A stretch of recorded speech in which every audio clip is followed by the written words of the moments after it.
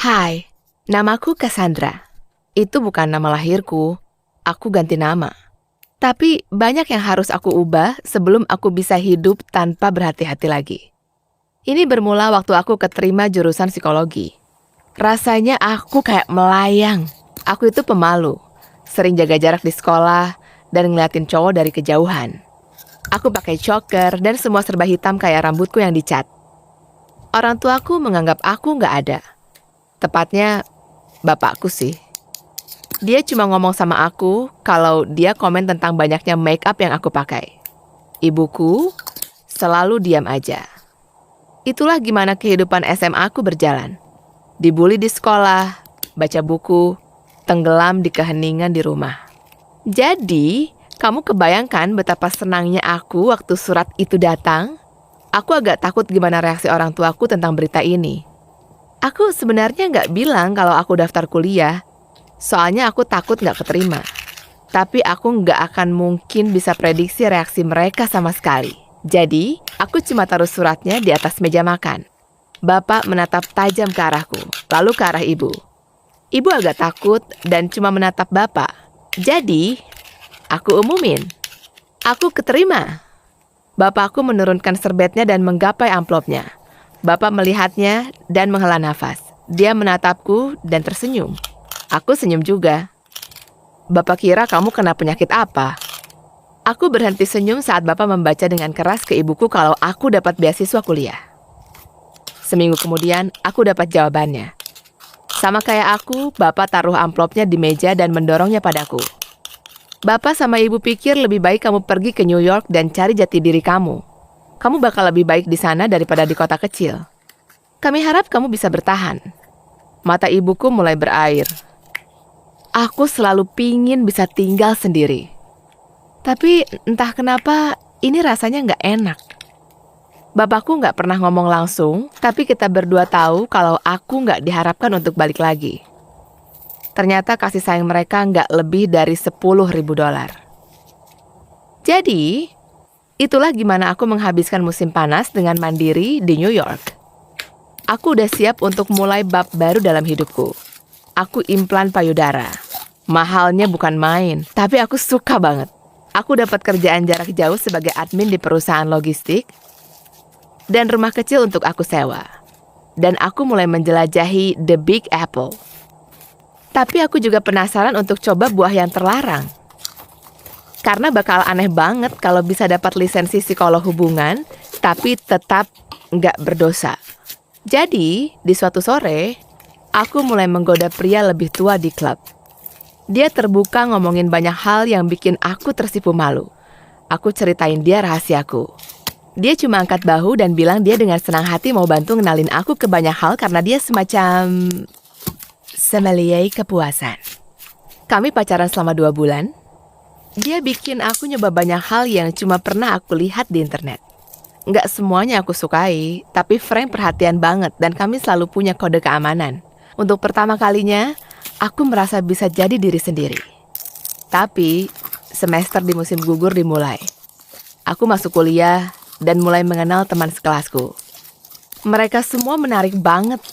Nggak ada yang peduli tentang penampilan, dan aku pikir, akhirnya aku bisa cocok di sini. Bahkan aku berteman sama Kathleen dari kelasku. Aku masuk ke kelas psikologi abnormal, dan siapa yang aku lihat? Ya, Frank itu dosennya. Rasanya aku mau pingsan. Dan dia bahkan nggak kaget. Sepanjang pelajaran, Adam pura-pura nggak tahu aku. Tapi ya, aku juga kayak nggak tahu dia sih. Ternyata nama dia Adam, bukan Frank. Aku orang pertama yang beres-beres dan balik badan untuk keluar kelas, tapi Adam ngajak ngomong. Semua orang keluar. Adam mendekat dan bertanya, "Saya harap nggak bakal ada masalah dan kamu bisa berlaku seperti murid saya?" Dia dekat banget. Aku merasa agak terintimidasi.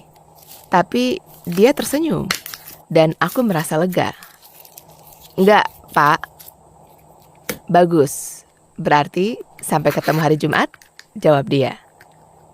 "Tapi kita nggak ada kelas di hari Jumat." Aku bertanya dengan polos. Iya, tapi saya lihat kamu nggak mengikuti pelajaran hari ini. Jadi, saya mau bantu kamu, katanya sambil mengangkat alisnya.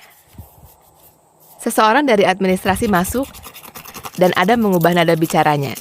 Dan dia jalan melewatiku seolah kita nggak ngobrol barusan. Beberapa hari kemudian, aku dapat chat di sore hari dari Adam. Dia mau ketemu. Aku bilang kalau aku mau mengakhiri hubungan kita. Dia bilang dia setuju, tapi dia pingin kita ngomong langsung. Jadi aku ketemu dia di tengah kota. Adam udah mabuk waktu aku sampai.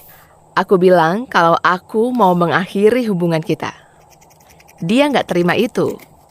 Waktu aku jalan keluar, dia berusaha menggenggam lenganku. Minggu depannya waktu di kelas, aku jaga jarak dari dia. Tapi hal ini terjadi. Di kelas, Adam tiba-tiba bilang dia mau ngebahas tentang penyimpangan.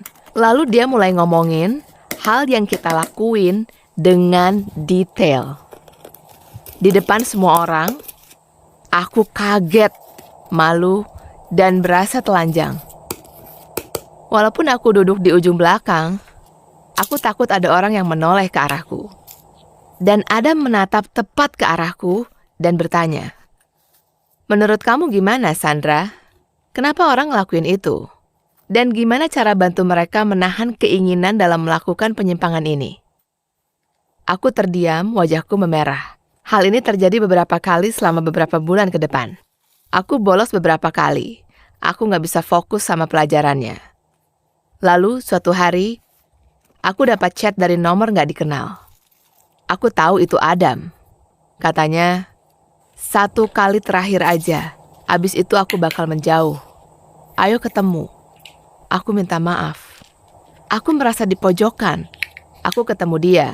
Aku bilang, ini terakhir kalinya. Dia janji kalau iya. Ternyata enggak.